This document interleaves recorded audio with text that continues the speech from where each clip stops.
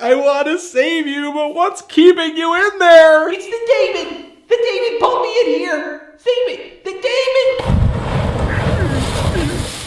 What are you even talking about? Hi everyone, Anthony Vantano here, the internet's busiest music nerd. And it's time for a review of the new Colin Stetson and Sarah Neufeld album, Never Were the Way She Was. This is a collaborative record between two stellar Canadian musicians who have both over the years helped bring together the illustrious sound of Arcade Fire's music with brass and strings. However, Colin has actually been making quite a bit of noise in a solo capacity over the past few years with these intriguing records of long, winding solo sax pieces in which he makes use of these continuous breathing techniques, so there's not actually any point at which these sax pieces, the very intense and large breaths he pushes through his reed instrument actually pull out some phantom notes as well that sort of howl under or soar over whatever he's kind of playing in terms of these sort of very speedy hypnotic runs and arpeggios. He sort of broke out with this sound and style with his record New History Warfare Volume 2, but the follow-up to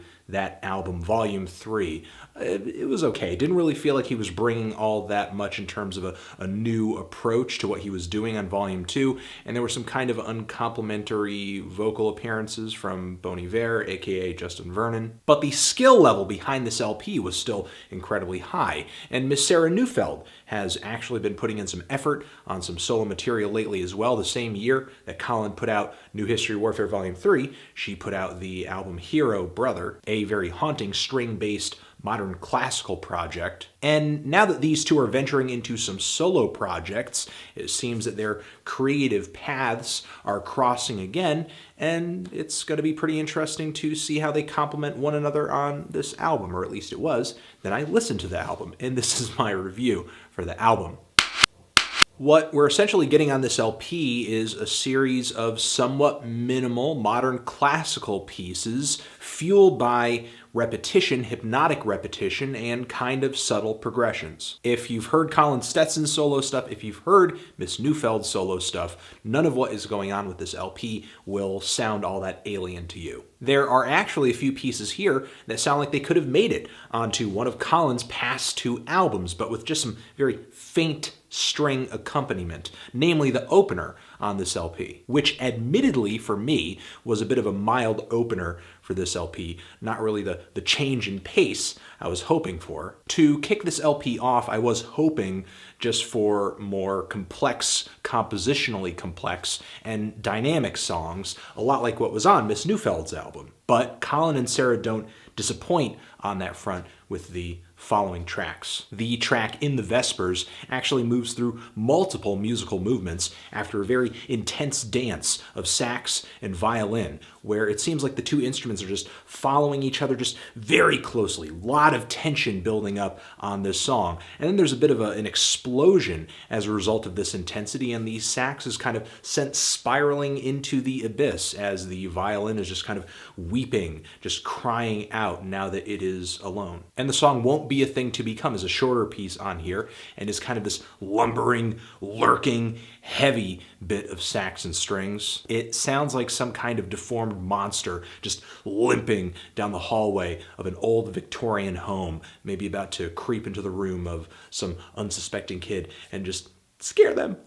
Things on this LP get even eerier with the song The Dark Hug of Time, if that title isn't already telling enough. But there are these gurgling bass notes on here, which it seems like Colin is just blowing into so furiously that he's getting these just squelches, this noise, these howls that run along with these gurgles later into the song. There are some shrill strings on this track too, and what sounds like a drum, surprisingly. I could be mistaken on that because on past Colin Stetson records, he has mic'd the inside of his saxophones to kind of get the rhythmic sound of the valves opening and closing on his saxes. And these sounds actually pop up on this record, what sounds like them on this LP on the next song. But during a few moments on here, it does sound like there is a drum keeping a very simple, slow, steady pace, making this song sound like something is just about to creep up behind me and kill me. Ah! And this track and other songs on here are assembled with the kind of reverb-soaked, gritty recording and production style that you might have heard on Colin's past material, or like a Godspeed You Black Emperor record, which adds to the overall vibe of this record and just makes it sound great. The instruments on this LP are surely, if you've heard any popular music of the past several decades, familiar to you.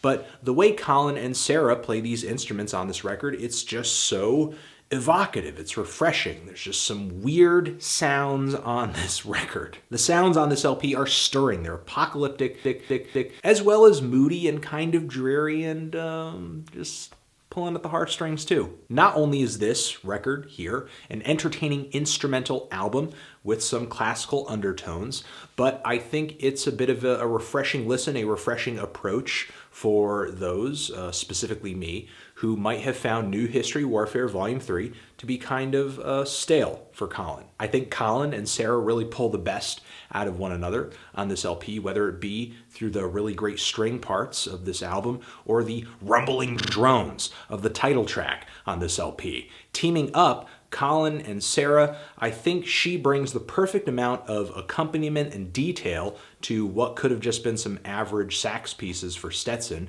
And as they come together, they're able to kind of just branch out and push past some of the, I guess, more minimal tendencies that Colin displays in his solo work. For me, this was a very enjoyable, straight, to the point, experimental, instrumental album. I'm feeling a strong 7 to a light 8 on this thing. Transition.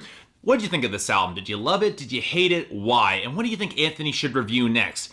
And seriously, if you're still annoyed about the whole Yellow Wolf review, just relax. I really liked it as an album. He did not. He probably fell somewhere in between. And there's lots of room on the internet for all of our opinions. And that's really all they are.